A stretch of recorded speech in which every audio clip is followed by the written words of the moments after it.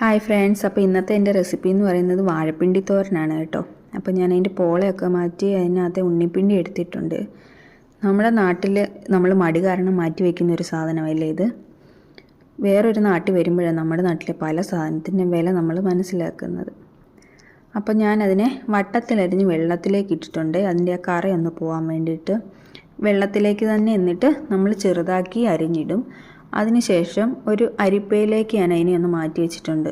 കാരണം നമ്മളിട്ട് ആ വെള്ളം ഒന്ന് പോകാൻ വേണ്ടിയിട്ട്. വാഴപ്പിണ്ടി അത്യാവശ്യം വെള്ളമുള്ള സാധനമാണല്ലോ. അപ്പോൾ അതിനൊരു അരപ്പ് തയ്യാറാക്കാൻ വേണ്ടി മിക്സിയുടെ ചെറിയ ജാറിലേക്ക് കുറച്ച് തേങ്ങയും 3-4 അല്ലി വെളുത്തുള്ളി, ഒരു പച്ചമുളകും കുറച്ച് മഞ്ഞൾപ്പൊടി ഇട്ട് ഒന്ന് ചതച്ച് വെച്ചിട്ടുണ്ട്.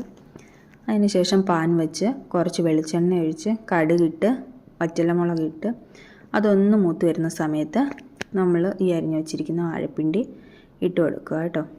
അപ്പോൾ ഇനിയും അഡീഷണലായിട്ട് വെള്ളം ഒന്നും ചേർക്കേണ്ട ആവശ്യമില്ല. വാഴപ്പിണ്ടി അത്യാവശ്യം നന്നായിട്ട് വെള്ളം ഉള്ള സാധനമാണ്. അപ്പോൾ അതിനെ ഞാൻ അടച്ചു വെച്ചൊരു 15 മിനിറ്റോളം ഒന്ന് വേവിച്ചെടുക്കുന്നുണ്ട്.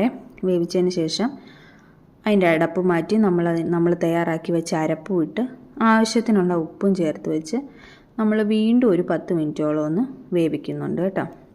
അതിന് ശേഷം നമ്മൾ എടുക്കുമ്പോൾ നമ്മുടെ സ്വാദിഷ്ടമായിട്ടുള്ള വാഴപ്പിണ്ടി തോരൻ തയ്യാറായിട്ടുണ്ടേ. മണം കാരണം ഒരാൾ ഇവിടെ ടേസ്റ്റ് ചെയ്യാൻ വന്നിട്ടുണ്ട് കേട്ടോ.